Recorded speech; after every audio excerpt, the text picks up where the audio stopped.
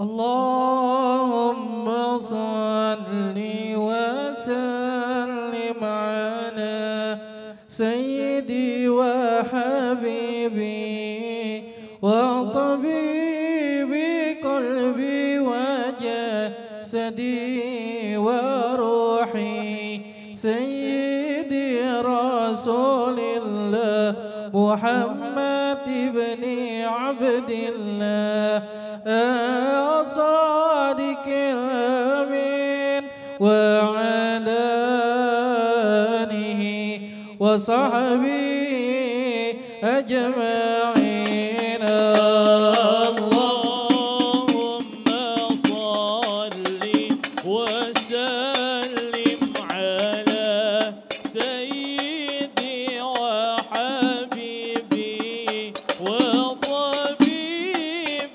قلبي وجسدي وروحي سيدي رسول الله محمد ابن عبد الله الصادق الأمين وعلى آله وصحبه أجمعين.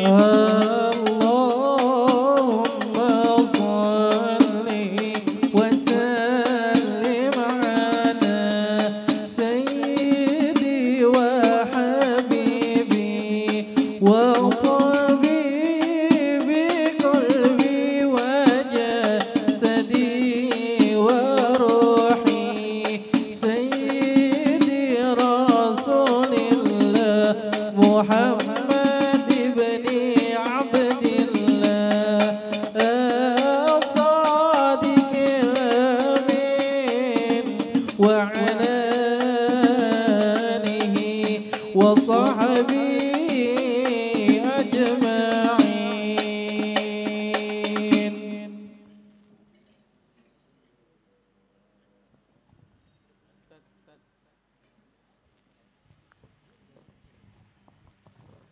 لحضرة النبي مصطفى رسول الله صلى الله عليه وسلم سر الفاتحة.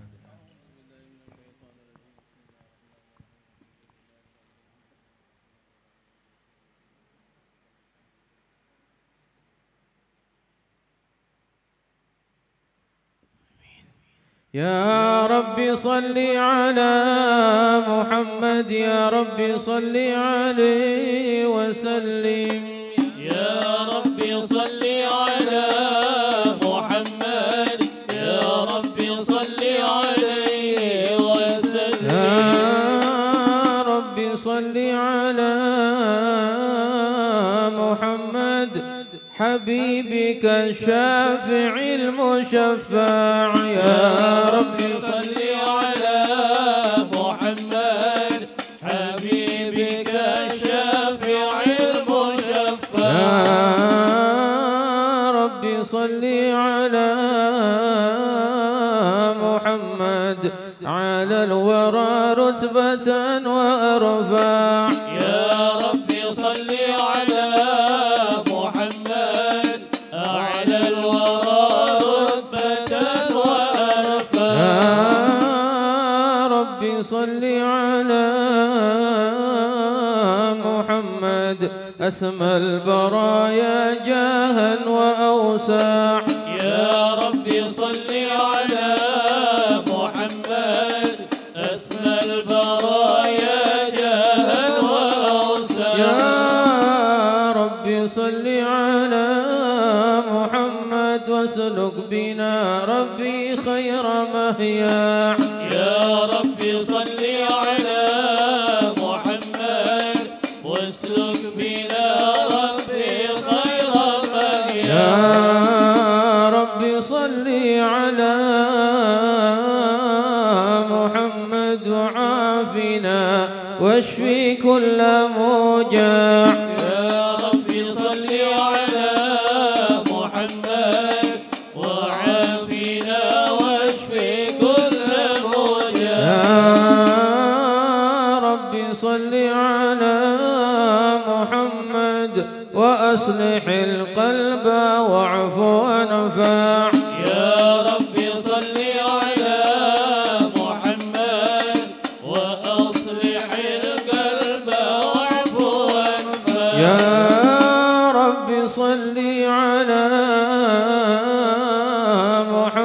محمد وكف المعادي واصرف ورداع. يا ربي صل على محمد واكفي المعادي واصرف ورداع. يا ربي صل على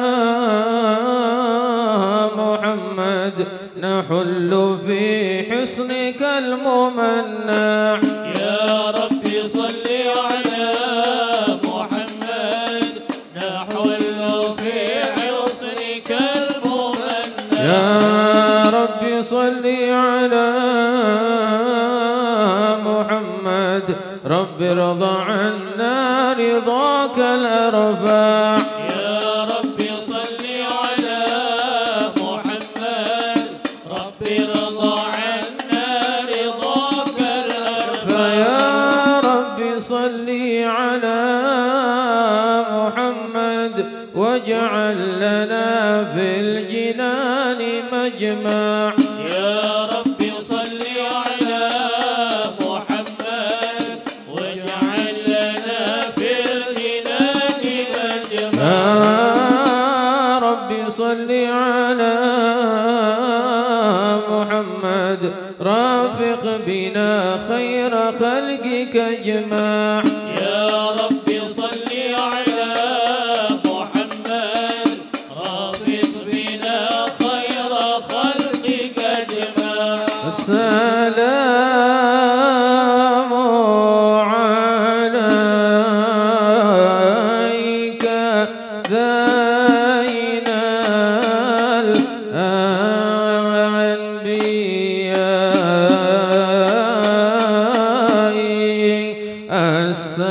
السلام عليك. السلام عليك زين الأنبياء.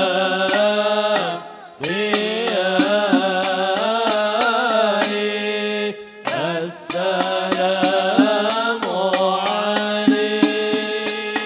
السلام عليك أتقى الأتقياء.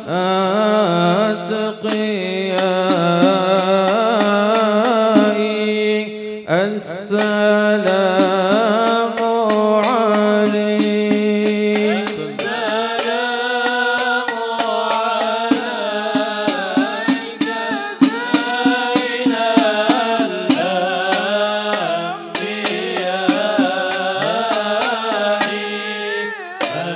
السلام عليك. السلام عليك أصفى الأصفياء.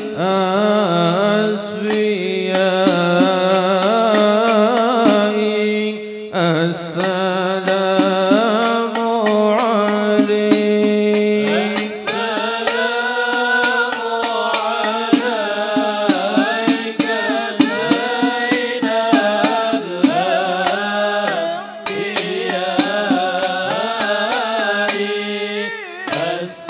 السلام عليك.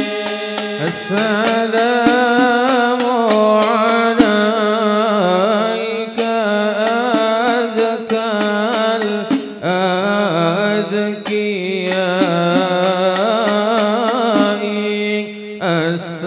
السلام عليك. السلام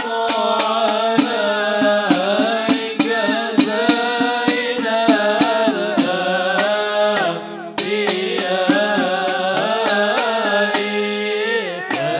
السلام عليك. السلام عليك حمد يا حبيبي. السلام عليك طه يا طبيبي. السلام عليك زين الأنبياء. السلام عليك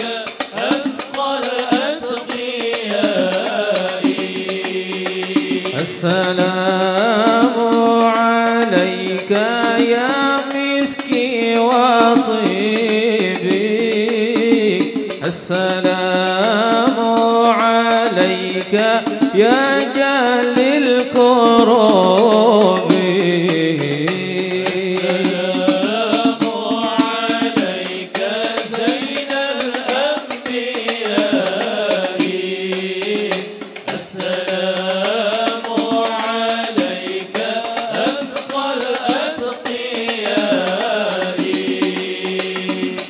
السلام عليك يا بدر التمام السلام عليك يا وجه الجميل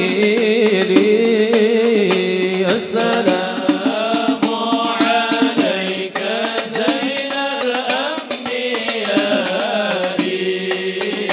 السلام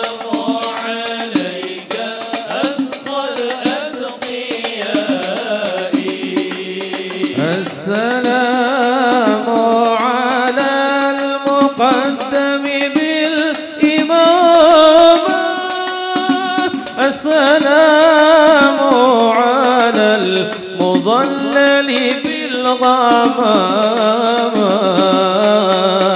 السلام عليك زين الأنبياء السلام عليك أتقى الأتقياء السلام على المبشر بالسلام السلام على المشفع في القيامة السلام عليك زين الأنبياء السلام عليك أتقى الأتقياء اللهم صل وسلم وبارك عليه وعلى آله أعوذ بالله من الشيطان الرجيم بسم الله الرحمن الرحيم إنا فتحنا لك فتحا مبينا ليغفر لك الله ما تقدم من ذنبك وما تأخر ويتم نعمته عليك ويهديك صراطا مستقيما وينصرك الله نصرا عزيزا لقد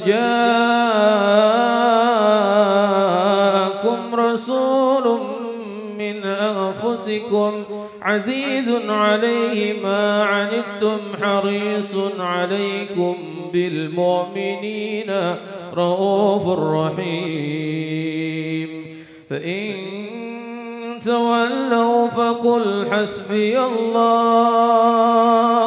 حسبي الله لا إله إلا هو عليه توكلت وهو رب العرش العظيم إن الله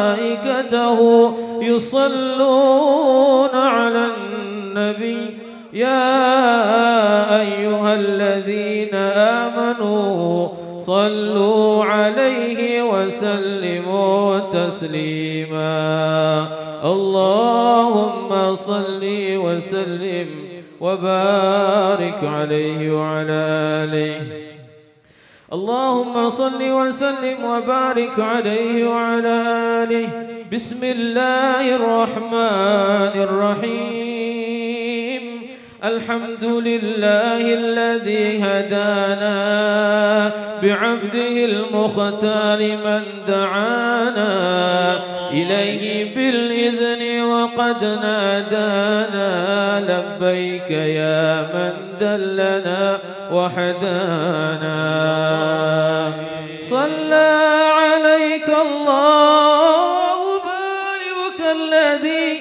بك يا مشفع خصنا وحبانا مع آلك الأطهار معدن سرك الأسماء فهم سفن النجاة حمانا وعلى صحابتك الكرام همات دينك أسبحوا لولائه عنوانا والتابعين لهم بصدق ما حدا حاد المودة هيج الأسجانا والله ما ذكر الحبيب لدى المحب إلا وضحى والها النشوانا أين المحبون الذين عليهم بذل النفوس مع النفائس هانا لا يسمعون بذكر طه المصطفى إلا به انتعشوا وأذهب رانا فاحتاجت الأرواح تشتاق اللقاء وتحن تسأل ربها الرضوانا حال المحبين كذا فاسمع إلى سير المشفع ورف الآذانا وانسد إلى أوصاف طه المجتبى وحضن لقلبك يمتلي وجدانا يا ربنا صل وسلم دائما على حبيبك من إليك دعانا اللهم صل وسلم وبارك عليه وعلى آله اللهم صل وسلم وبارك عليه وعلى آله نبأنا الله فقال جاءكم نور فسبحان الذي أنبانا والنور طه عبده منا به في ذكره عظم به منانا هو رحمة المولى تأمل قوله فليفرحوا واغدوا به فرحانا مستمسكا بالعروة الوثقى معتصما بحبل الله من أنشانا واستشعرا أنوار من قيل متى كنت نبيا قال آدم كان بين التراب وبين ماء فاستفق من غفلة عن ذا وكن يقظانا واعبر إلى أسرار ربي لم يزل ينقلني بين الخيار مصانا لم تفترق من شعبتين إلا أنا في خيرها حتى بروزيانا فأنا خيار من خيار قد خرجت من نكاح لإلهي صانا طهره الله حماه اختاره وما براك مثله إنسانا وبحبه وبذكره والنصر والتوقير رب العرش قد أوصانا يا ربنا صل وسلم دائما على حبيبك من إليك دعانا اللهم صل وسلم وبارك عليه وعلى خبيري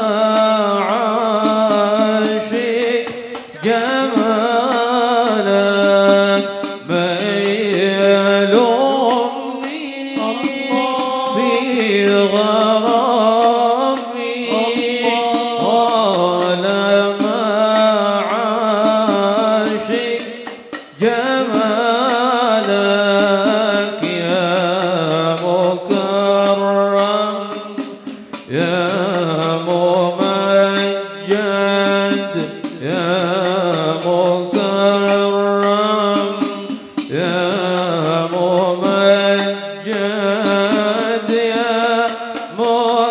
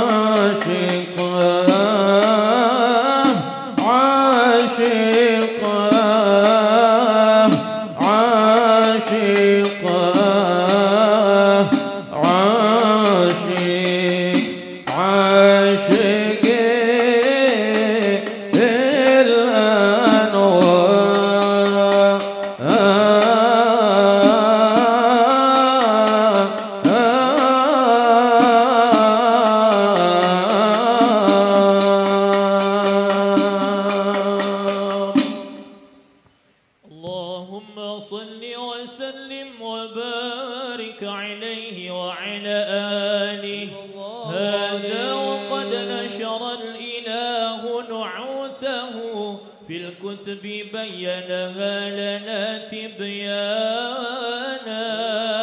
أخذ ميثاق النبيين لما آتيتكم من حكمة حسنا وجاءكم رسولنا لتؤمنن وتنصرون وتصبحون أعوانا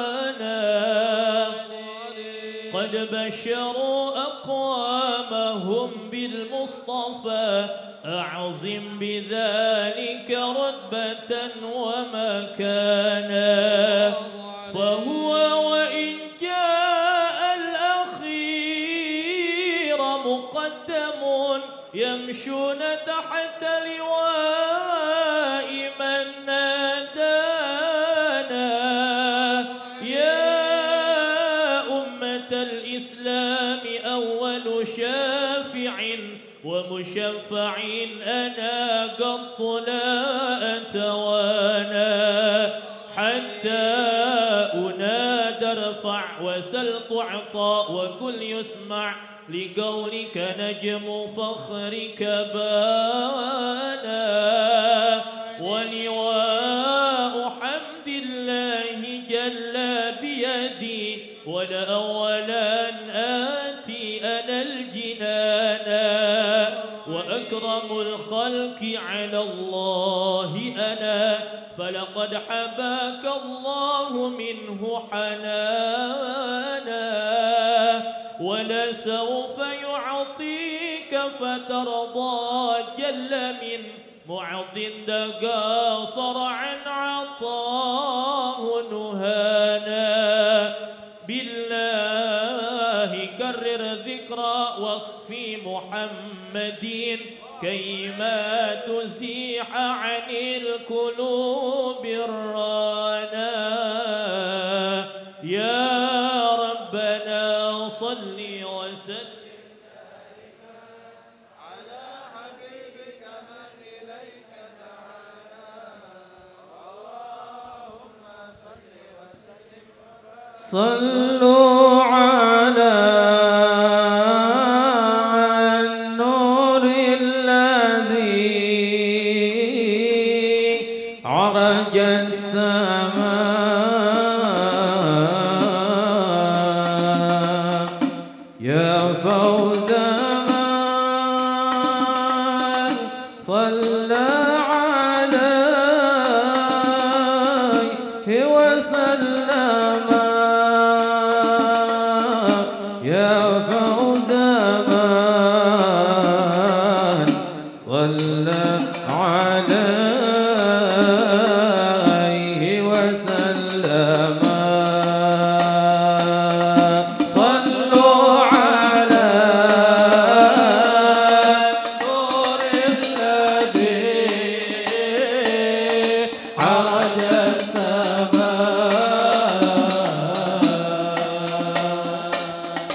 يا فوز من صلى عليه وسلم يا فوز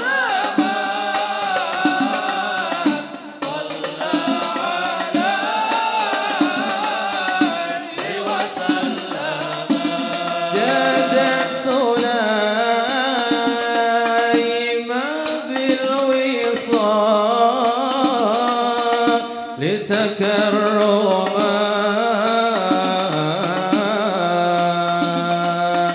فسر السرور إلى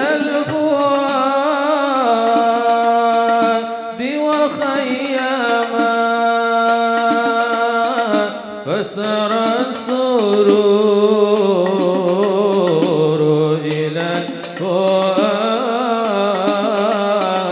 وخيما صلوا على نور الذي عرج السماء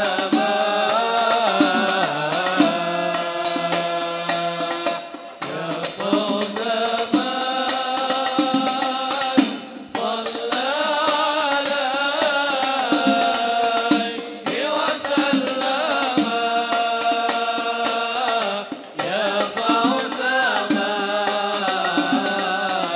صلى عليه وسلم يا حسن ما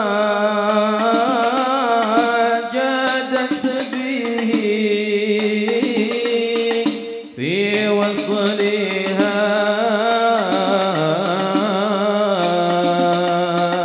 أهلا بوصل في نلت المغنم أهلا بوصل في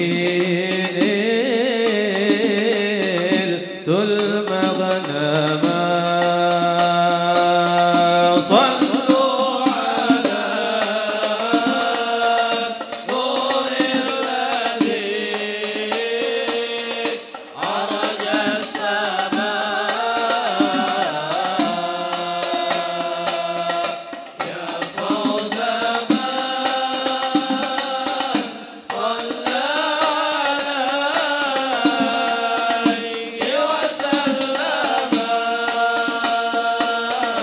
يا فوز من صلى عليه وسلم منن تسارعت العقول لنيلها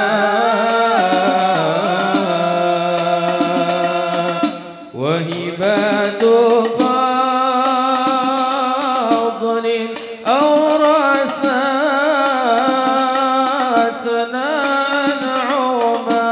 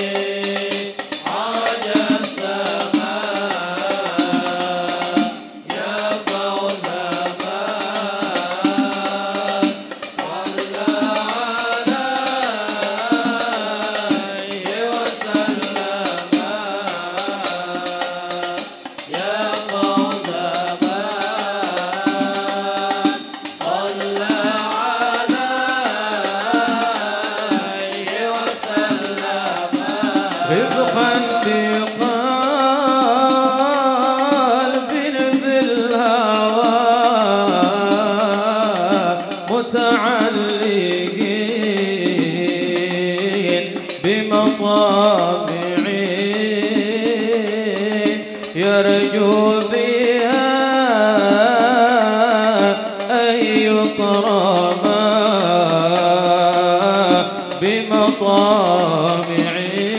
طامعين يرجو بها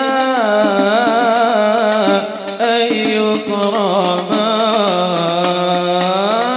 صلوا على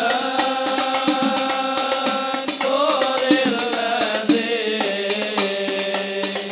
عرج السماء يا فوز من صلى عليه وسلم يا فوز من صلى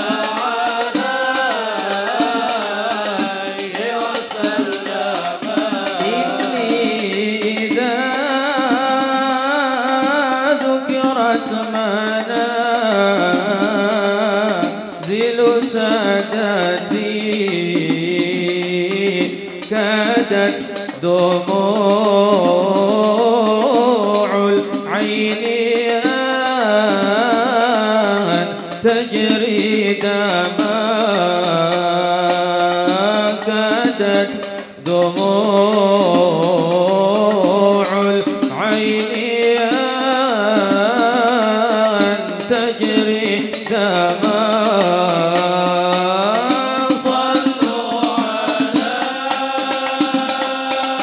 النور الذي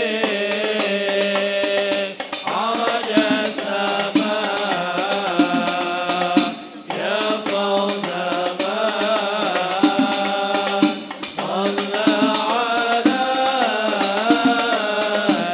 وسلم يا فوز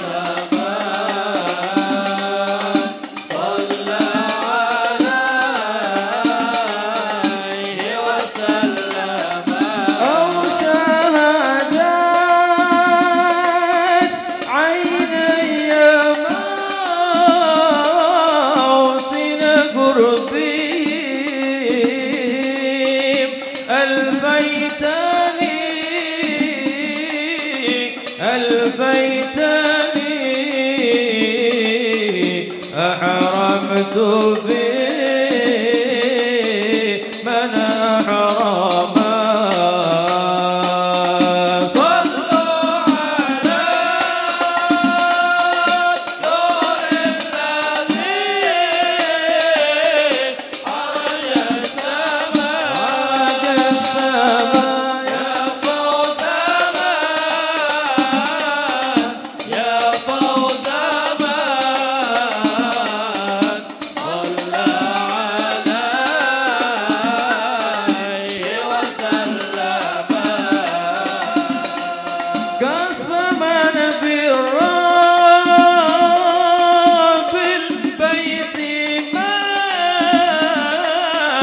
ذكر النبأ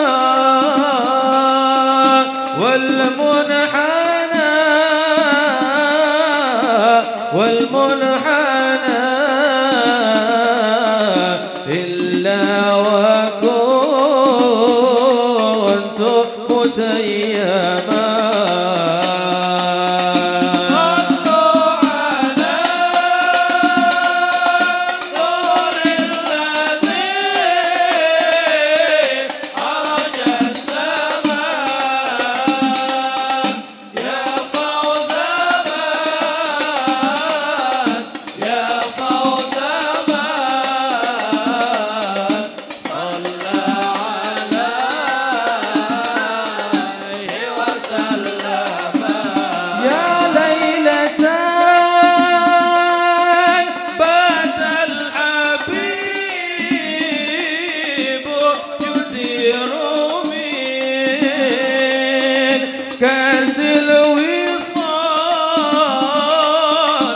كاس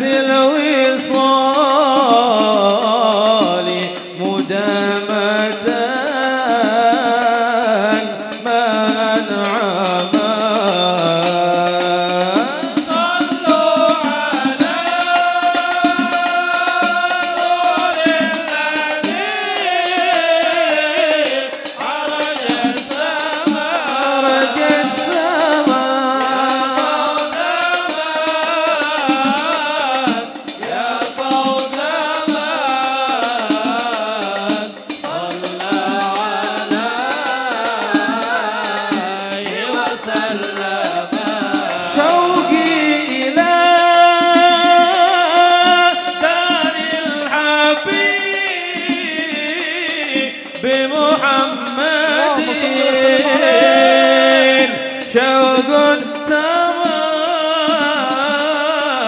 شوق تمكن في الحشاء وتكتما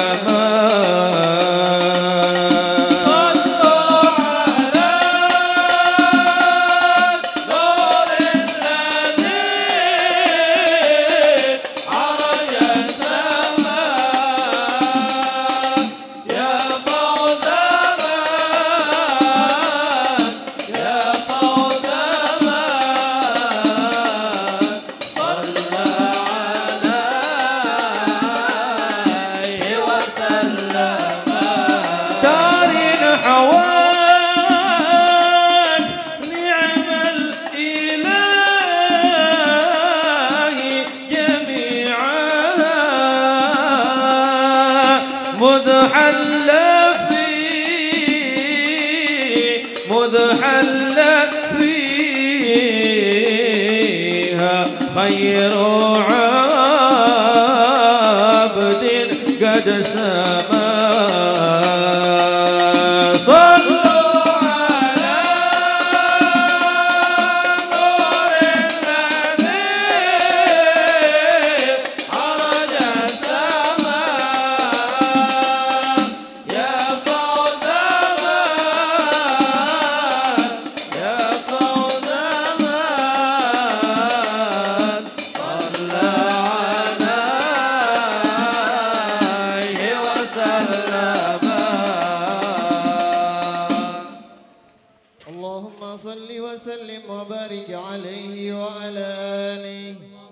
لما دنا وقت البروز لأحمد عن إذن من ما شاءه قد كان حملت به الأم الأمينة بنت وهب من لها أعلى الإله مكانا من والد المختار عبد الله بن عبد لمطلب رأى البرهان قد كان يغمر نور طه وجهه وسرى إلى الابن الموصول أيانا وهو ابن هاشم الكريم شهم بن عبد مناف بني قصين كان والده يدعى حكيما شأنه قد اعتلى أعزز بذلك شانا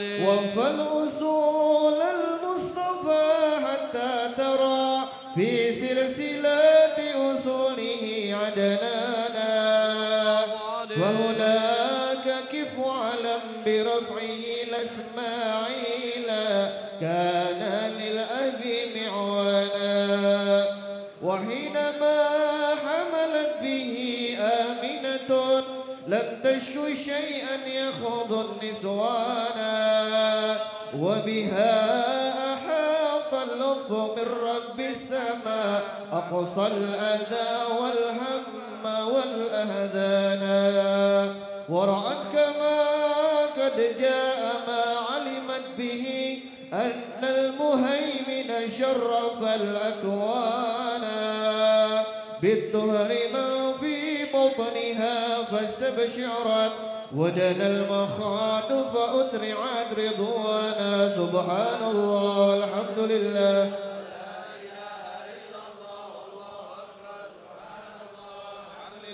ولا إله إلا الله والله أكبر سبحان الله الحمد لله لا إلا الله والله أكبر سبحان الله والحمد لله ولا إله إلا الله والله أكبر ولا حول ولا قوة إلا بالله العلي العظيم في كل لحظة أبدا عدد خلقه ورضا نفسه وزنة عرشه ومدادا كلماته وتجلت الأنوار من كل الجهات ووقت ميلاد المشفع حانا وقبيل فجر أبرزت شمس الهدى ظهر الحبيب مكرما ومصانا صلى الله على محمد صلى الله عليه وسلم صلى الله على محمد يا نبي سلام عليك، يا رسول سلام عليك، يا حبيب سلام عليك، يا رسول الله صلوات الله عليك.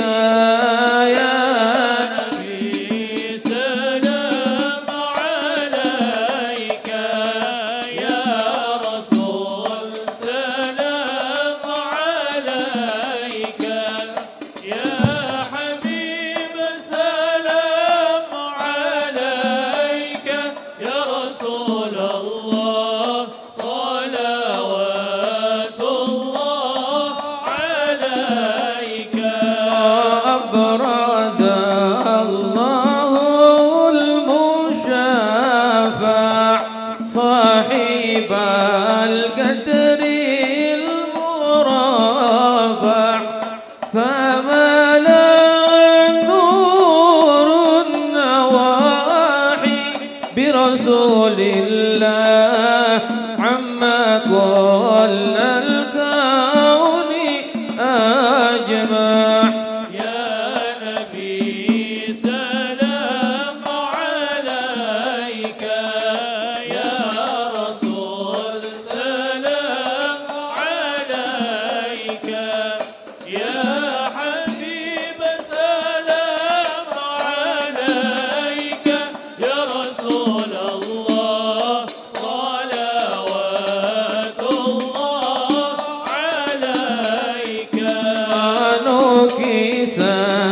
أصنام مشركين وبنا الشرك تصدع، ودنا وقت الهداية برسول الله وحمى الكفر تدعزع.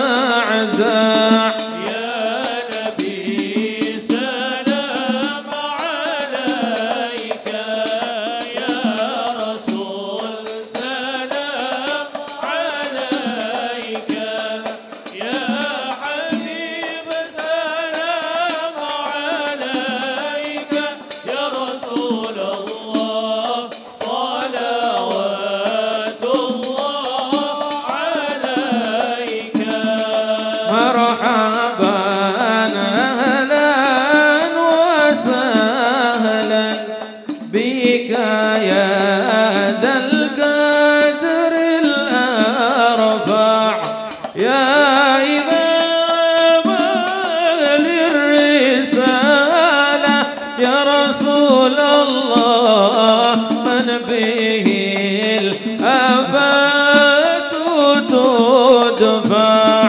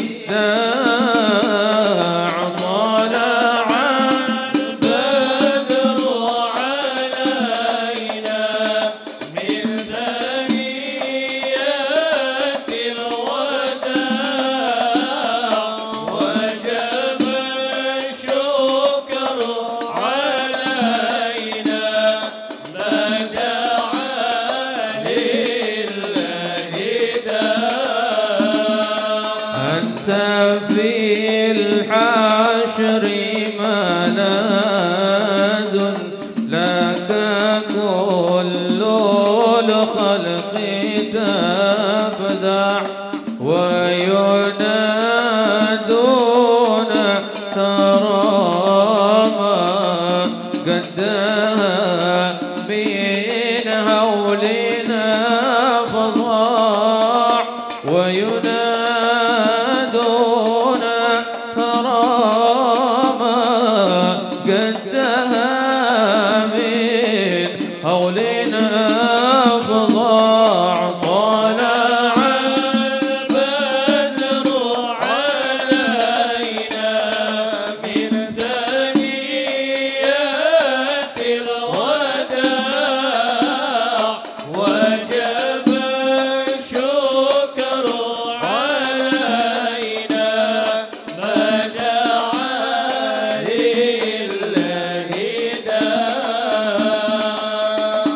لها أنت فتسجد وتنادى شفاع تشفع فعليك الله صلى ما بدا النور وشعشع ما بدا النور وشعشع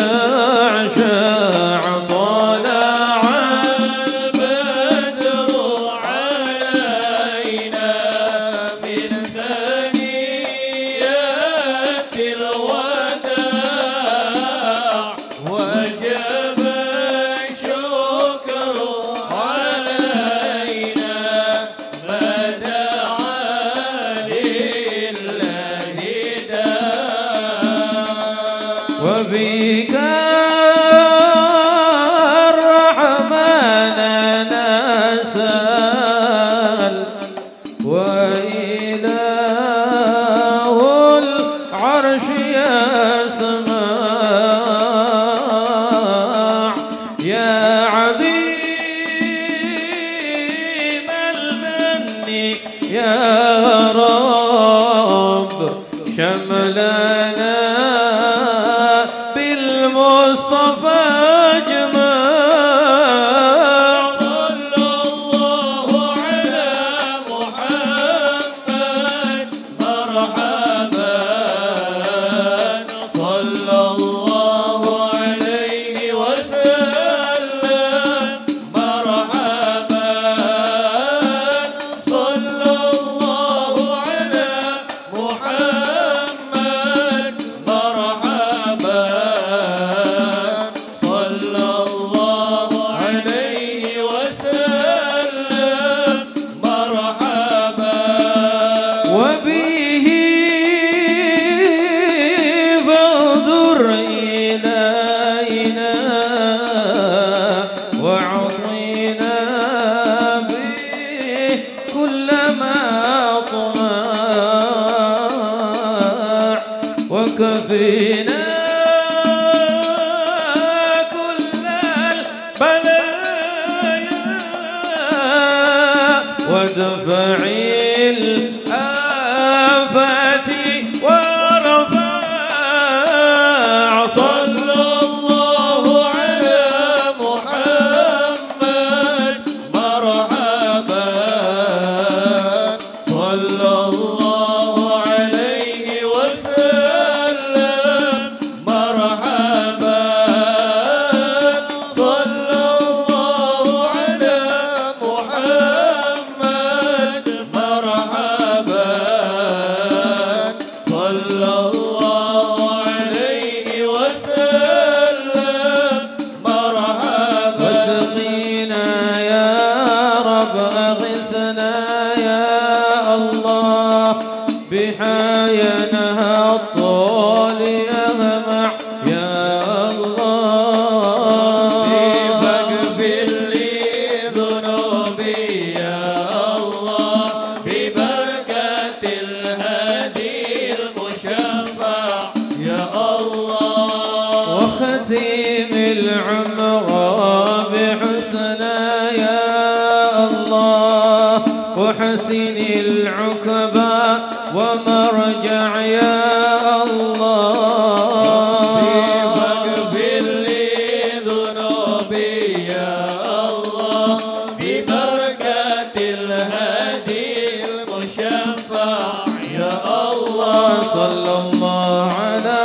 محمد صلى الله عليه وسلم صلى الله على محمد صلى الله عليه وسلم وصلاة الله تغشى من له الحسن تجمع صلى الله على محمد صلى الله عليه وسلم أحمد الدهر وآله والصحابة مسنا شاع صلى الله على محمد صلى الله عليه وسلم اللهم صل وسلم.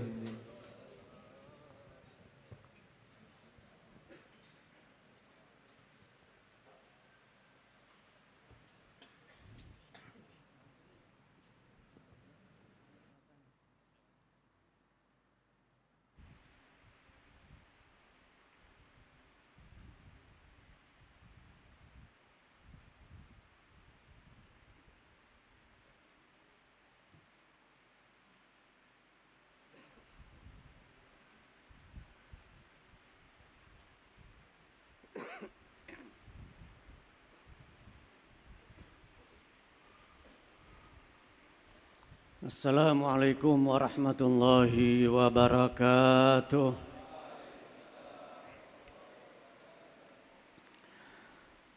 Alhamdulillah.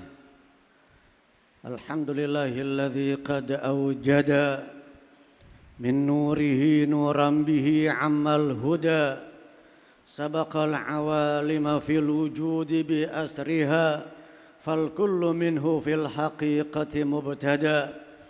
أشهد أن لا إله إلا الله وحده لا شريك له وأشهد أن سيدنا محمدا عبده ورسوله لا نبي بعده اللهم فصل وسلم وبارك وكرم وعظم ومجد على سيدنا وحبيبنا وشفيعنا ومولانا محمد وعلى آله وصحبه أجمعين سبحانك لا علم لنا إلا ما علمتنا إنك أنت العليم الحكيم رب اشرح لي صدري ويسر لي أمري واحلل عقدة من لساني يفقه قولي وسدد لساني واهد قلبي بحق سيدنا محمد واهد قلوبنا بحق سيدنا محمد واهد قلوبنا بحق سيدنا محمد sallallahu alaihi wa alihi wa sahbihi wasallam. Masyiral hadirin wal hadirat rahimakumullah. Jamaah Majlis Rasulullah sallallahu alaihi wa alihi wasallam yang dimuliakan Allah taala, yang semoga selalu di dalam limpahan rahmat karunia dari Allah taala. Amin. Amin ya rabbal alamin. Sudah beberapa waktu yang lalu memang cuaca mungkin membuat sebagian kita agak malas keluar dari rumah.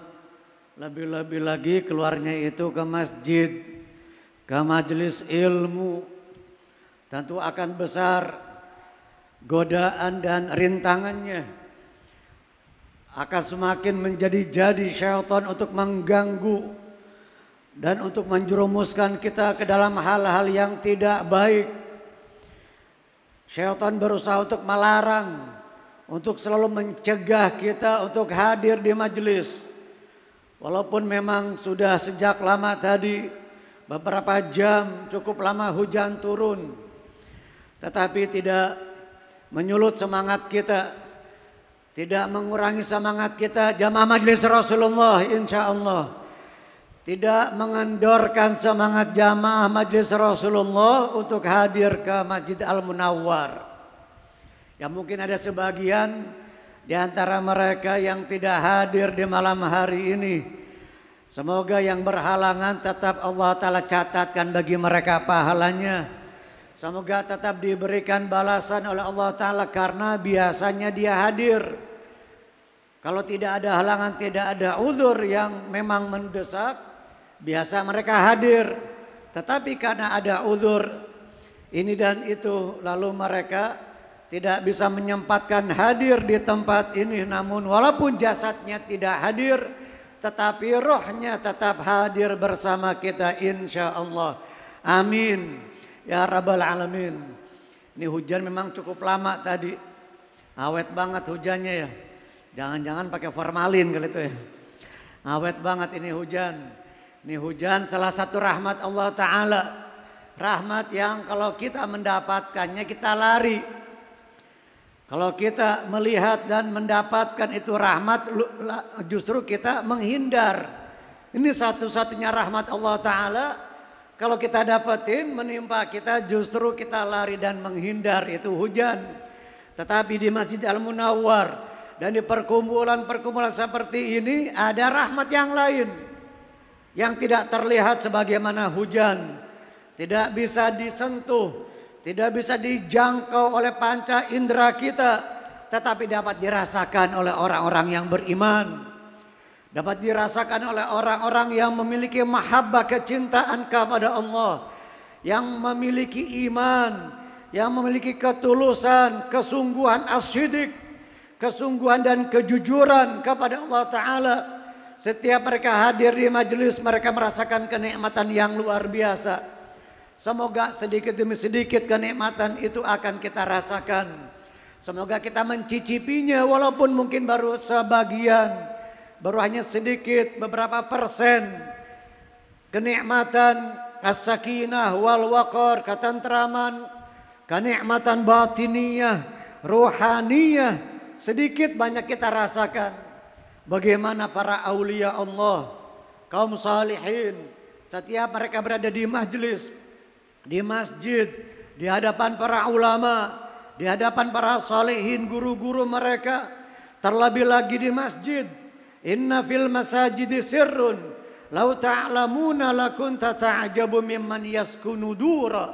Al-Imam Abdullah bin Husain bin Tahir, penyusun kitab Sulamut Taufiq ila mahabbatillahi ala tahqiq, disyarahkan, diuraikan oleh Syekh Muhammad bin Umar Nawawi Al-Bantani, Mirqatu Su'udit Tasdiq, syarah daripada Sulamut Taufiq. Dan masih banyak lagi, ada majmu' ala 23 rasail, majmu' al-Imam Abdullah bin Husain bin Tahir, yang sering kita baca, ya arhamar rahimin, ya arhamar rahimin, ya arhamar rahimin, farrij 'alal muslimin. Juga susunan beliau.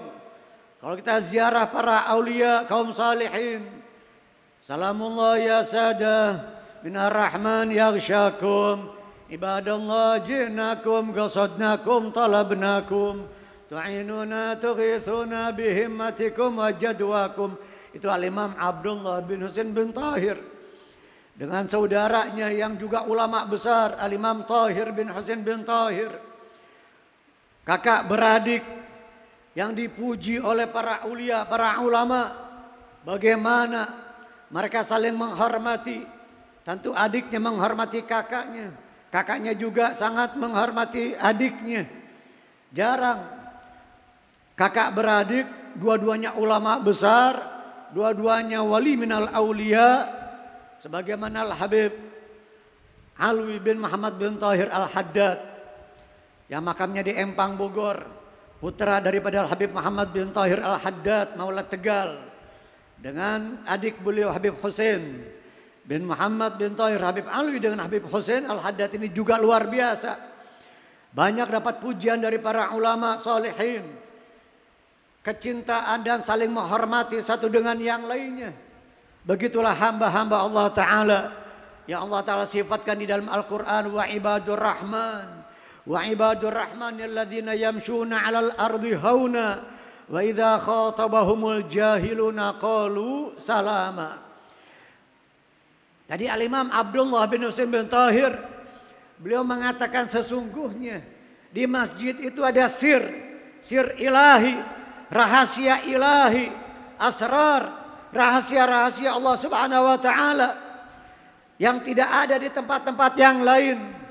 Kalau engkau mengetahuinya, jika engkau mengetahuinya, maka engkau akan heran kepada orang yang lebih betah tinggal di rumah, yang lebih betah berlama-lama di rumah dibanding di masjid.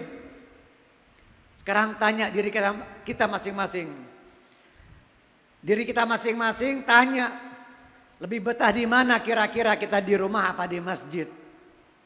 Mungkin kita masih lebih betah di rumah dibanding di masjid. Atau di apartemen, di hotel berbintang, atau di mall yang mewah, yang megah. Di tempat-tempat yang asyik, tempat nongkrong, kafe gitu ya. Kita masih merasakan enak, lebih enak di situ dibanding di masjid. Karena apa? Karena kita belum mengetahui sir ilahi yang ada di masjid. Ya Allah Ta'ala turunkan di masjid. Itu yang merupakan Baitullah, baitun min buyutillah, yang berada di muka bumi. Dan masjid juga tempat yang paling dicintai oleh Allah. Tempat yang paling disukai oleh Allah Ta'ala. Ahabbul biladi ilallahi masajiduha. Wa abghadul biladi ilallahi aswaquha. Tempat lahan yang paling dicintai oleh Allah Ta'ala di muka bumi adalah masjid-masjidnya. Sekalipun sederhana. Atau sebaliknya, tempat yang paling dibenci oleh Allah Ta'ala adalah pasar-pasarnya, sekalipun mewah. Mall yang paling megah, yang semewah apapun, dibanding dengan masjid yang sederhana, bangunan hanya kecil. Mungkin terbuat dari triplek, dari gedek gitu ya. Sederhana seperti gubuk, tetap itu tempat yang paling disukai oleh Allah. Tetap menjadi tempat yang paling dicintai oleh Allah Ta'ala dibanding pasar. Sekalipun pasar itu megah, mewah dan sebagainya. Mengapa? Karena di pasar umumnya banyak orang yang melakukan kemungkaran. Banyak orang yang bermaksiat. Dari mulai meninggalkan sholat. Banyak gak kira-kira orang yang ninggalin sholat di pasar? Apalagi lagi ngitung duit. Lagi menghadapi bisnisnya, dagangannya. Berhadapan dengan dagangannya. Berhadapan dengan kliennya, pelanggannya. Ada job, ada objekan. Ada tender. Ada bisnis yang menurut dia menguntungkan. Lupa, jangankan masjid. Jangankan sholat. Bahkan mungkin dia lupa dengan segala-galanya. Dengan keadaan lingkungan yang ada di sekitarnya. Begitu sangat amat mencintai dunianya. Begitu sangat amat mencintai hartanya, wal'iyadzubillah. Di dalam pasar, baik tradisional maupun pasar yang modern. Banyak orang yang dusta. Yang mencaci maki. Yang sumpah palsu. Al-yaminul ghamus atau al-yaminul kadzibah. Ada orang yang mengurangi takaran timbangan di pasar. Ada yang menipu. Ada yang dia menjual dengan harga yang berlebihan. Ada yang menimbun harta muhtakir. Ada yang menimbun hartanya, nanti dia jual ketika harga melonjak tinggi. Ada orang yang membuka aurat. Ada orang yang saling dengki, saling hasut, iri hati dan sebagainya. Yang membuka aurat dan seterusnya, banyak kemungkaran-kemungkaran, perbuatan dosa yang dikecam oleh Allah Subhanahu wa taala. Tetapi kalau kita berada di pasar, kita membaca doa, la ilaha illallah wahdahu la syarikalah, lahul mulku wa lahul hamdu yuhyi wa yumit, wa huwa hayyun la yamut biyadil khair wa huwa ala kulli syai'in qadir. Kita baca. Jangankan kita masuk dalam pasar, walaupun hanya sekedar lewat kita baca itu. Bacaan Nabi sallallahu alaihi wasallam yang kalau kita baca maka kutiba lahu alfu alfi hasanah, dicatatkan bagi kita 1.000.000 hasanah kebajikan dari Allah Subhanahu wa taala. Alfu alfi, 1.000.000. Orang dulu nyebut 1 juta tuh alfu alfi. Enggak ada miliun, enggak ada zaman dulu 1 juta. Jadi alfu alfi. Dan diangkat 1 juta derajat, dihapuskan 1 juta kesalahannya. Mungkin ini sering kita dengar, tetapi prakteknya mana? Sering diantara kita mungkin lewat pasar tetapi dia lupa. Nggak baca doa tersebut. Jadi ketika kita ingat satu amalan, doa-doa, zikir-zikir, langsung kita baca. Agar nanti terbiasa. Man syabba ala syai'in syaba alaih. Siapa yang terbiasa dengan sesuatu maka dia akan hidup. Tumbuh dengan sesuatu tersebut, akan terbiasa. Akan menjadi sifatnya. Lalu akan menjadi karakternya. Sifat-sifat yang mulia. Perbuatan-perbuatan yang baik tadi akan terbiasa dia lakukan setiap harinya. Mudah-mudahan Allah Ta'ala berikan taufik kepada kita. Amin ya rabbal alamin. Hadirin hadirat rahimakumullah. Kita sama-sama tahu ini kita sudah memasuki bulan Rajab. Ini malam Selasa, malam ke-6 ya. Pertama kan hari Rabu. Rabu, Kamis, Jumat, Ahad, Senin, Selasa. Malam ke-6. Malam 6 Rajab. Rajabul Ashab. Dan juga disebut dengan Rajabul Asham. Rajabul Mudhar. Bulan Rajab salah satu dari Ashhurul Hurum yang 4. Allah Ta'ala berfirman, A'udzubillahi minasyaitonir rajim. Inna iddatash syuhuri 'indallahi 12 syahran fi kitabillah. Yauma khalaqas samawati wal arda minha arba'atun hurum. Dzalikad dinul qayyim. Fala tazlimu fihinna anfusakum. Wa qatilul musyrikina kaffah kama yuqatilunakum kaffah wa'lamu annallaha ma'al muttaqin. Sesungguhnya jumlah bilangan bulan di sisi Allah Ta'ala dari sejak Allah menciptakan langit dan bumi ada 12 bulan. Dari 12 bulan tersebut minha arba'atun hurum, bulan-bulan haram, bulan-bulan yang dimuliakan, yang dihormati, yang banyak istimewaan dan kelebihan-kelebihan di dalamnya. Salasun mutawaliyat wa hiya Dzulqa'dah wa Dzulhijjah wal Muharram wa Rajab Mudhar allati baina Jumada wa Sya'ban, kata Rasulullah. Dan Rajab Mudhar yang terletak antara Jumada dan Sya'ban. Nah, kita sedang berada di bulan Rajab. Di dalam hitungan kalender Hijriyah urutannya ini bulan keberapa? Bulan ke-7. Sya'ban 8, Ramadan 9. Syawal 10, Dzulqa'dah 11, Dzulhijjah 12. Ini bulan Rajab, bulan ke-7. Tapi kalau kalender Masehi, bulan-bulan nasional kita apal benar ya. Apal banget. Coba kalau bulan-bulan kalender Masehi, bulan ke-11 bulan apa? November. 6 Juni, 4 April. Tapi kalau kalender Hijriyah, bulan-bulan Islam kita harus hitung dulu nih. Kerajaan kita gunakan. Sehingga kita harus hitung dulu nih keberapa nih. Muharram, Safar, Rabiul Awwal. Ternyata bulan Rajab bulan ke-7. Bulan Rajab, bulan diperintahkan kita oleh Nabi, oleh para ulama salihin untuk kita memperbanyak istighfar. Banyak bertaubat, mohon ampun kepada Allah Ta'ala. Persiapan, training untuk menghadapi Ramadan.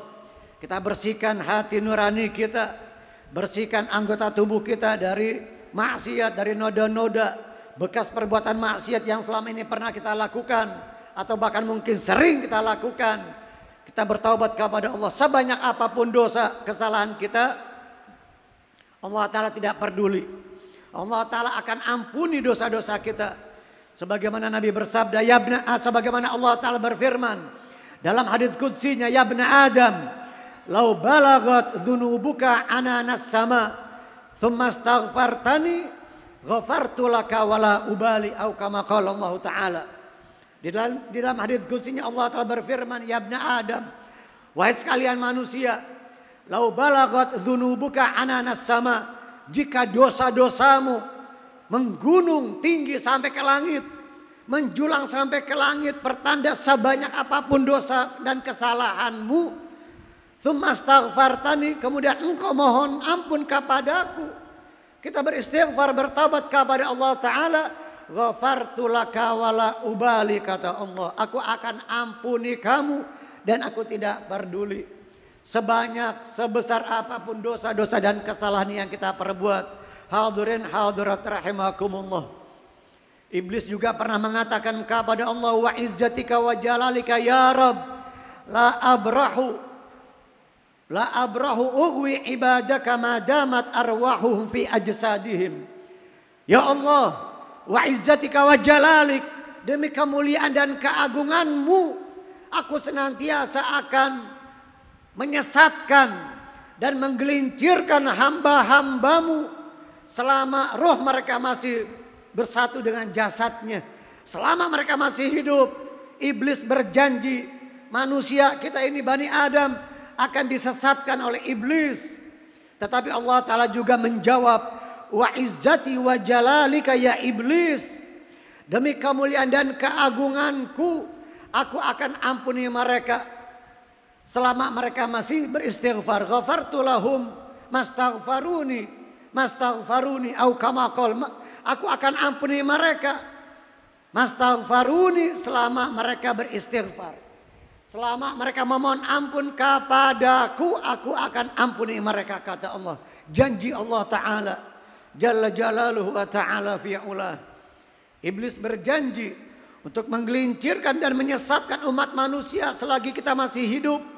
Dan Allah Ta'ala juga berjanji dengan kemuliaan dan keagungannya akan mengampuni dosa dan kesalahan mereka selagi kita hamba-hamba Allah Ta'ala, pendosa-pendosa ini memohon ampun kepada Allah. Inilah saatnya bulan istighfar. Amalan yang sudah sering kita baca ba'da maghrib, setelah selesai salam dari maghrib dan ba'da subuh, kita membaca 70 kali Rabbighfirli warhamni wa tub alayya, Rabbighfirli warhamni wa tub alayya, Rabbighfirli warhamni wa tub alayya. Ada lagi yang dibaca 50 kali, Astaghfirullah dzal jalali wal ikram min jami'idz dzunub wal atham. Astaghfirullah dzal jalali wal ikram min jami'idz dzunubi wal atham. Kita memohon ampun kepada Allah Ta'ala yang maha agung dari segala dosa dan kesalahan-kesalahan. Az-dzunub al-atham, huwa dia juga. Muradif daripada az-dzunub, dzunub jama' dari dzambun, jam'u dzambin, sementara atham jam'u ismin, jama' dari ismun, dzambun, dosa. Min jami'idz dzunubi wal atham. Ada istighfar Rajab yang sudah juga banyak kita lihat di medsos ya. Istighfar Rajab susunan Al-Imam Al-Qutb Al-Habib Hasan Ibnul Imam Abdullah Al-Haddad, putra khalifah daripada sahib ratib Al-Imam Al-Haddad Habib Hasan Ibnul Imam Al-Qutb Habib Abdullah bin Alawi bin Muhammad bin Ahmad Al-Haddad. Ada juga istighfar Syekh Abdul Qadir Al-Jilani, ada istighfar fulan Imam Ghazali, Habib Ali Habsyi Sayyidul Maulid, juga ada istighfar dan doanya khusus di bulan Rajab ini. Banyak para ulama-ulama mereka menyusun doa-doa dan zikir-zikir serta istighfar untuk kita baca. Kita tinggal membacanya, kita fahami. Tetapi bukan hanya lisan saja yang beristighfar. Jangan sampai istighfar kita ini disebut taubatul kadzabin. Taubatul kadzabin fi atrafi alsinatihim. Di dalam kitab Risalatul Qusyairiyah, Al-Imam Al-Qusyairi, salah seorang ulama mengatakan, kata beliau, taubatul kadzabin fi atrafi alsinatihim. Taubatnya para pendusta itu di ujung lisan. Hanya di ujung lisan saja taubatnya mereka. Ini yang kita khawatirkan, jangan-jangan taubat kita, istighfar kita hanya di lisan. Berarti persis apa yang dikatakan oleh Sayyidatuna Rabi'atul Adawiyah, istighfaruna yahtajul al istighfar wa taubatuna tahtaju ila taubah. Istighfar kita ini perlu diistighfarkan. Artinya ketika kita beristighfar, membaca istighfar, mengucapkan istighfar, mungkin hati kita lalai. Mungkin hati kita tidak memohon ampun dengan sungguh-sungguh kepada Allah.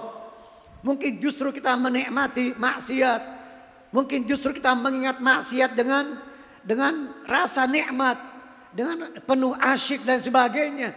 Sementara lisannya istighfar. Atau ketika dia beristighfar, batinnya, hatinya bermaksiat kepada Allah. Lisannya beristighfar, berbuat taat, seakan-akan bertaubat kepada Allah, tetapi hatinya justru sedang bermaksiat, menganggap dirinya paling baik di tempat ini, di masjid ini, di kampungnya, di sekitarnya, di tempat yang dia tinggal. Jangan-jangan saya ini wali nih, jangan-jangan saya ini paling soleh nih, ini kayaknya paling soleh di kampung ini nih.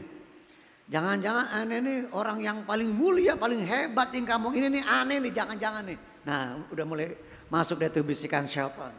Tipu daya syaitan untuk menggelincirkan dan menyesatkan kita. Sehingga istighfar kita ini perlu diistighfarkan. Ketika kita beristighfar, baik di dalam salat, ketika sujud terakhir, Nabi mengajarkan kita beristighfar, Rabbi inni zalamtu nafsi zulman katsira.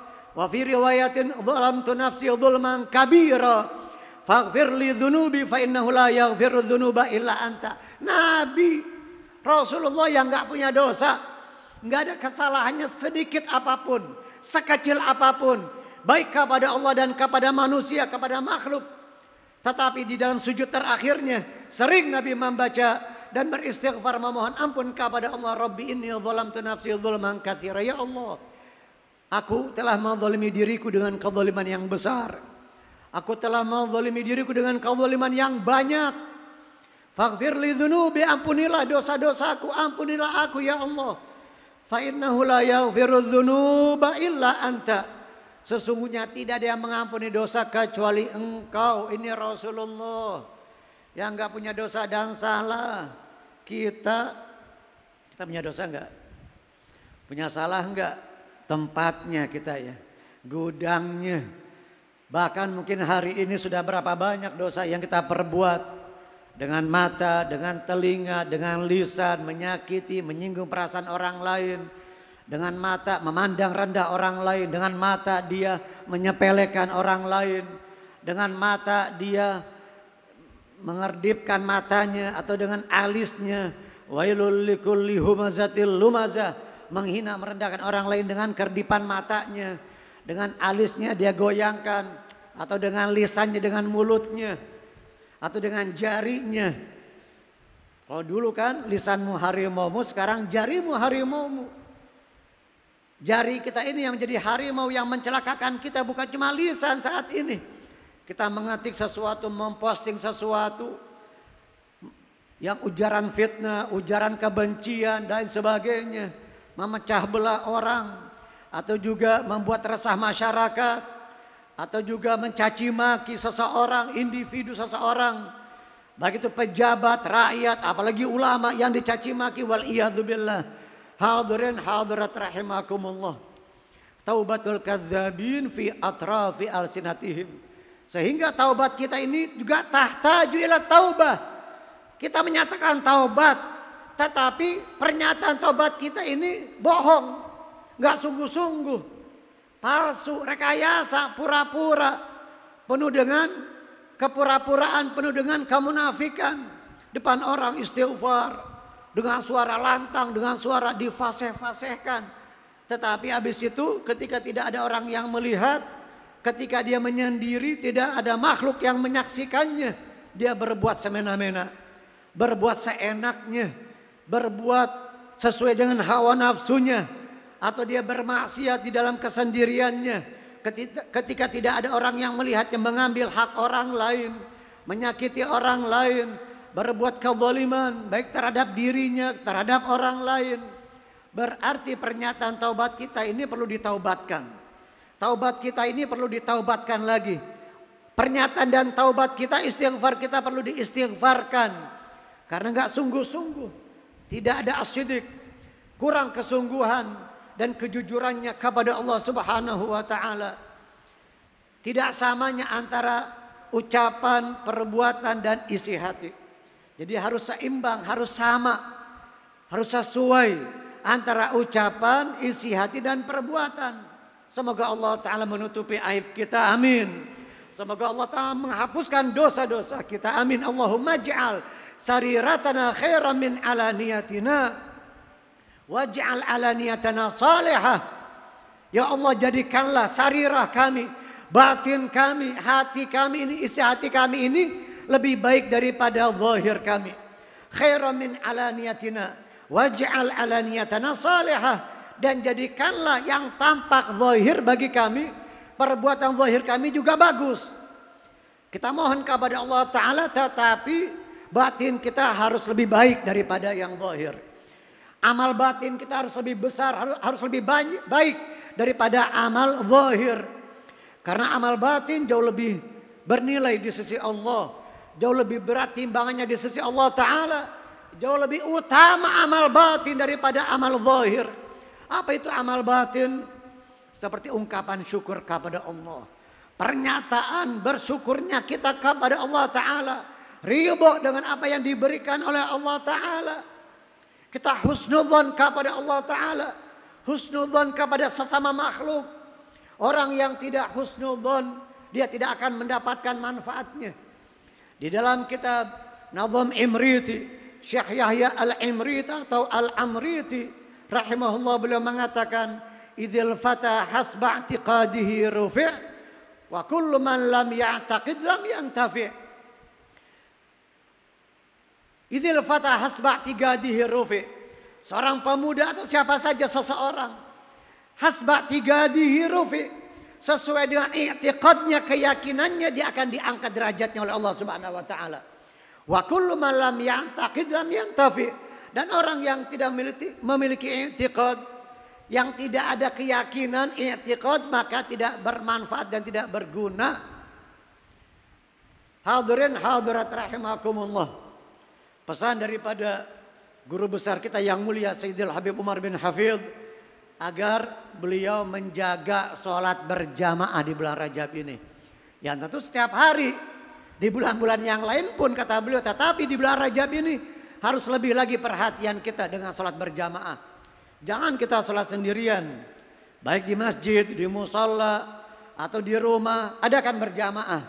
Kalau kita ketinggalan di masjid, kita ketinggalan di musalla, maka kita adakan sholat berjamaah di rumah. Dengan anak istri kita, dengan saudara-saudari kita, atau di kantor, di tempat bekerja, dimanapun. Mungkin di rest area, di jalanan, di tempat terbuka, dimanapun.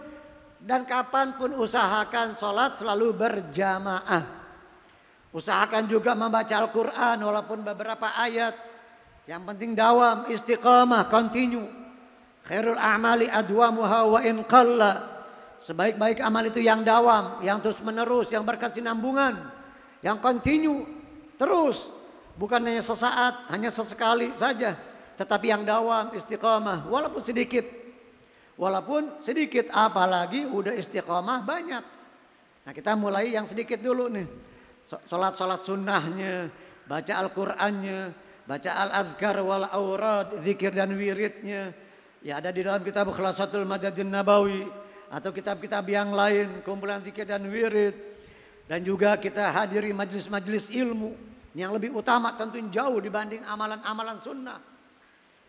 Dibanding amalan-amalan sunnah, hadir majelis ilmu jauh lebih utama. Kita sering mendengar penjelasan dari guru-guru kita tentang keutamaan hadir majelis ilmu, tentang keutamaan orang-orang yang berilmu, para ulama, dibanding para abid terpaut 700 derajat. Antara satu derajat dengan yang lainnya perjalanan sekian puluh tahun, bahkan sekian ratus tahun. Itu perbandingan ulama dengan abid, dengan ahli ibadah. Bukan dibandingkan dengan orang yang jahil. Bukan dibandingkan dengan orang yang pendosa ahli maksiat. Ulama dibanding dengan para ubad, para abid. Jauh sekali bandingannya. Belum lagi ada di dalam kitab-kitab seperti kitab Ihya Ulumuddin, kitab-kitab Imam Ghazali, kitab-kitab Habib Abdullah Al-Haddad, sering kita dengar banyak tentang keutamaan ilmu. Dan orang-orang yang hadir di majelis ilmu, orang-orang yang ngaji, yang belajar agama. Memang belajar agama ini harus diperlukan kesabaran. Baik yang mondok, apalagi yang tinggal di pondok pesantren sekian tahun. Jangankan yang mondok ya, hadir ke majelis seperti ini saja ini selalu ada godaan dan rintangannya. Diperlukan kesabaran. Al-ilmu fi ju'in wa dhullin wa mihnatin wa bu'din anil abai wal ahli wal watan. Ilmu itu di dalam lapar. Jadi sabar. Kurang makan, apalagi di pesantren ya. Kurang makan, kurang gizi, mungkin telat kiriman dari orang tua. Atau kita sekarang yang seharusnya mungkin udah waktu makan malam, mungkin ada yang pulang kerja langsung ke Al-Munawwar, belum sempat makan malam, luar biasa. Jadi makanan yang diutamakan adalah makanan rohaninya dulu. Makanannya ruh, ghidha'ur ruh afdal min ghidha'il jasad. Makanan ruh lebih utama daripada makanan jasad, makanan tubuh. Kalau saja sebagaimana tubuh ini memerlukan vitamin, gizi, makanan, begitu juga roh kita memerlukan makanan dan suplemen. Serta vitamin untuk menguatkan dan mengokohkan iman dan takwa kita kepada Allah Subhanahu wa ta'ala. Hadirin hadirat rahimakumullah. Maka dari itu, kesempatan yang baik di bulan Rajab, kita belum tentu akan hidup sampai ke bulan Rajab tahun yang akan datang. Kita tidak dapat memastikan kita akan hidup. Jangankan sampai Rajab yang akan datang. Jangankan Sya'ban yang akan kita hadapi nanti beberapa hari lagi. Atau nanti Ramadan, setelah Sya'ban, Ramadan. Besok saja mungkin kita tidak dapat memastikan. Dan tidak ada orang yang dapat memastikan kita bakal hidup sampai besok hari. Maka dari itu Imam Syafi'i mengatakan tazawwad. Tazawwad minat taqwa fa innaka la tadri. Idza janna al-lailu hal ta'ishu ilal fajri. Kamin fata amsa wa asbaha dhahikan. Wa qad nusijat akfanuhu wa huwa la yadri. Tazawwad, berbekalah engkau. Fa innaka la tadri, karena engkau tidak tahu. Kalau sudah waktu malam, masuk waktu malam, kamu tidak dapat memastikan apakah kamu bisa hidup, akan hidup sampai besok waktu fajar, sampai besok subuh, sampai besok pagi, apalagi siang, nggak ada. Orang kaya sekalipun, jenderal sekalipun yang punya senjata, yang punya anak buah, punya pasukan, punya ini dan itu, tidak ada satu orang pun dapat memastikan dia akan hidup sampai besok. Kamin fata amsa wa asbaha dhahikan, berapa banyak seorang pemuda, seseorang yang di pagi atau sore harinya dia tertawa terbahak-bahak, ngakak habis-habisan, ngakak ketawa aja di jalanan, di kendaraan, di tempat nongkrong, di kafe, di restoran, ketawa aja kerjaannya. Wagat nusijat akfanuhu wa la yadri. Sementara kain kafan buat dia itu sudah dipintal, sudah ditenun. Udah ada di pasar. Mudah-mudahan kain kafan yang buat kita belum ada di pasar nih. Belum ada di pasar Tenabang, belum ada di pasar Majestic, belum ada di mana-mana, belum dibuat. Kan bahkan kapasnya belum tumbuh insya Allah. Kapasnya pun belum ada, masih lama, amin. Ya Rabbal Alamin. Kalau talibul ilm, penuntut ilmu, santri boleh tulul amal, panjang angan-angan. Tapi selain talibul ilm, mazmum, tercela, nggak boleh. Panjang angan-angan, seakan-akan dia bakal hidup lama.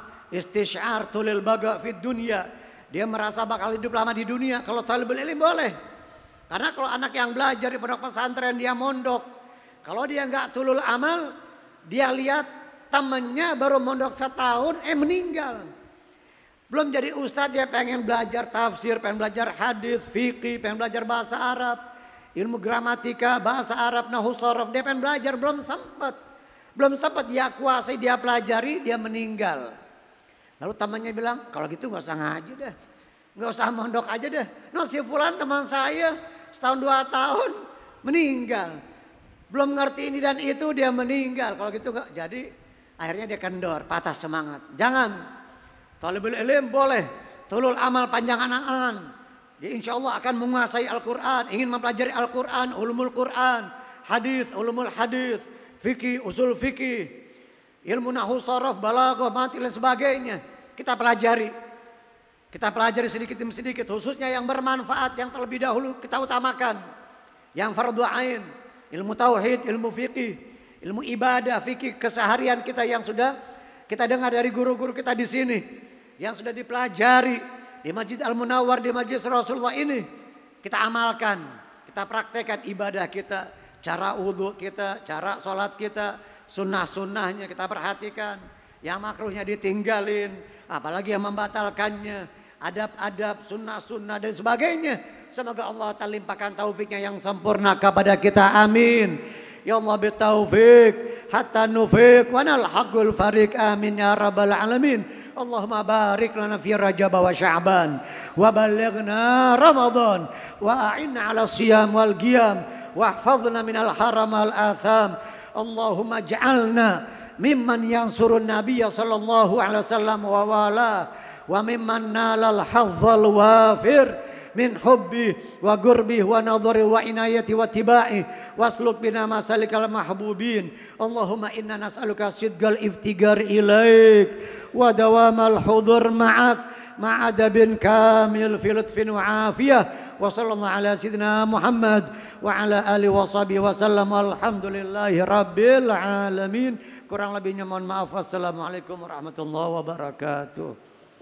Ya Arhamar Rahimin, Ya Arhamar Rahimin, Ya Arhamar Rahimin.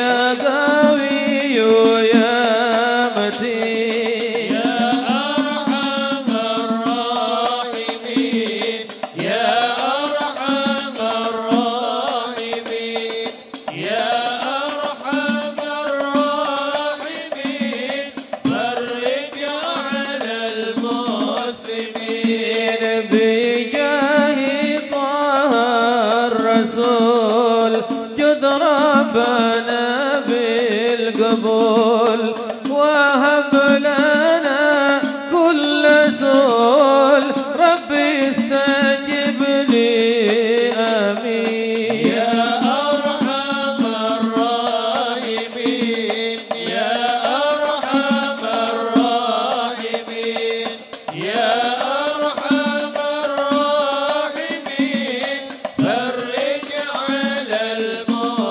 المسلمين واغفر لكل ذنوب واستر لكل العيوب واكشف لكل الكروب واكفي أذى المؤذين يا أرحم الراحمين يا أرحم الراحمين يا أرحم الراحمين فرج على المسلمين ثم الصلاة والسلام على شفيع الأنام والآل نعم الكرام وصحبي والتابعين يا أرحم الراحمين يا أرحم الراحمين يا أرحم الراحمين فرج على المسلمين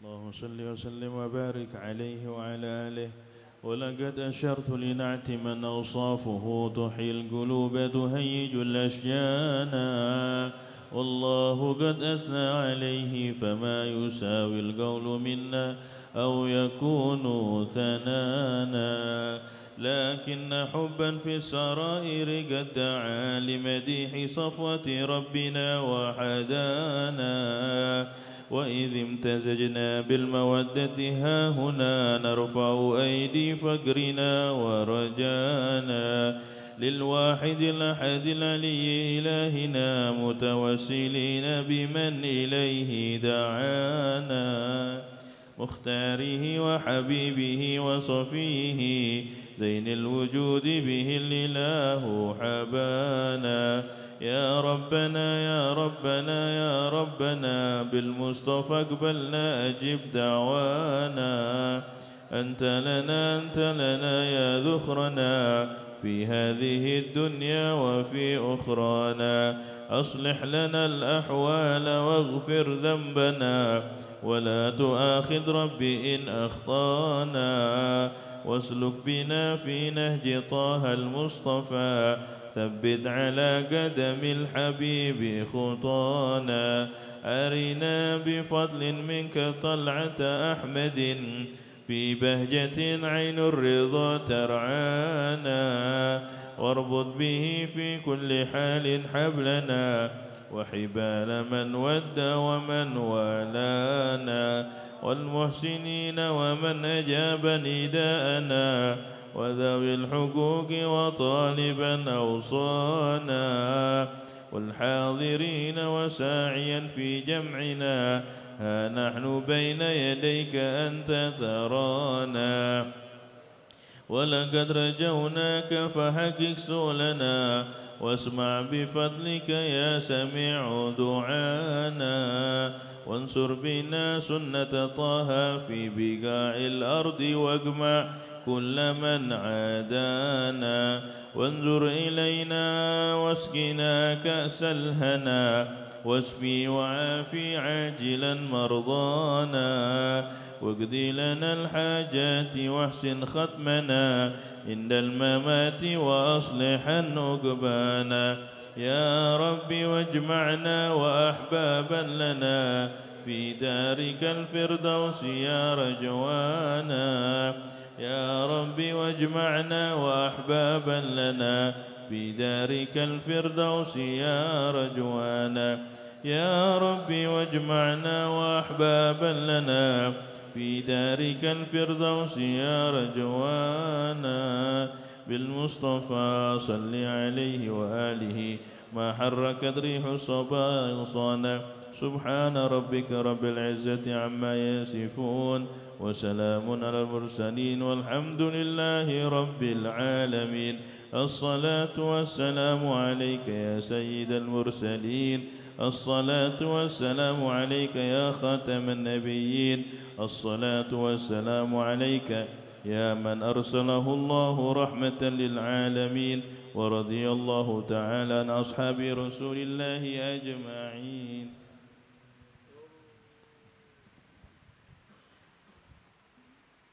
Al-Fatihah untuk yang sakit, Ibu Kurnia binti Amsarudi, Maryam binti Martoyudo, Ahmad Mujtabal Kautsar Sulaiman Tipani Ilahi Dewi Siddiq bin Sabani Bakian, Ahmad Haidar Ali bin Ismail, Madani bin Usub, Arfan bin Babai.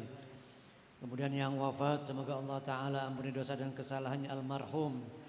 Almarhumah Ibu Suhana binti Usub, Labai binti Sidi Johan, Bapak Usub bin Sinan, Ibu Fatimah binti Muhammad, Bapak Muhammad bin Baki, Bapak Sinan bin Joma, Bapak Sidi Johan bin Musa, Ibu Hajah Sairah binti Sinan, Ibu Halimah binti Sinan, Ibu Sa'amah binti Sinan, Suhani binti Yusuf, Matsani bin Yusuf, Sudariyah bin Adam, Habib Hadi Bahsin, Parsi binti Martodiono, Bapak Surona bin Fulan, Haji Syamsuddin bin Haji Abdul Rahim, Yuswono Wijaya bin Mukhtar. Semoga Allah Subhanahu wa taala jadikan kuburnya menjadi raudhah min riyadul jannah, taman daripada taman-taman surga, diangkat derajatnya oleh Allah, dikumpulkan bersama para salihin dari kalangan hamba-hambanya, amin.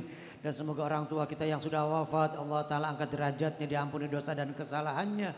Yang masih hidup diberikan umur panjang, umur yang barakah, fi ta'atillah, sehat afiah, wa ala kulli niyah salihah jami'ah syamilah wa ilaha hadratin nabi Sayyidina Muhammad sallallahu alaihi wa alihi wasallam bi sirri asraril Fatihah. A'udzubillahi minasyaitonir rajim. Bismillahirrahmanirrahim. Alhamdulillahirabbil alamin arrahmanir rahim maliki yaumiddin iyyaka na'budu wa iyyaka nasta'in shiratal mustaqim shiratal ladzina an'amta 'alaihim ghairil maghdubi 'alaihim waladdallin amin. Ya Rabbana tarafna bi annana qatarafna wa annana asrafna 'ala ladha ashrafna fatub 'alaina taubah تغسل لكل حوبة واستر لنا العورات وآمن الروعات واغفر لوالدينا ربي ومولودينا والأهل والإخوان وسائر الخلان وكل ذي محبة أو جيرة آمين ربي اسمع فضلا وجودا منا لا باكتساب منا بالمصطفى الرسول نحظى بكل سول بالمصطفى الرسول نحظى بكل سول بالمصطفى الرسول نحظى بكل سول صلى وسلم ربي عليه عد الحب وآله والصحب عداد الصحب والحمد للإله في البدء والتناهي سبحانك اللهم وبحمدك أشهد أن لا إله إلا أنت أستغفرك وأتوب إليك.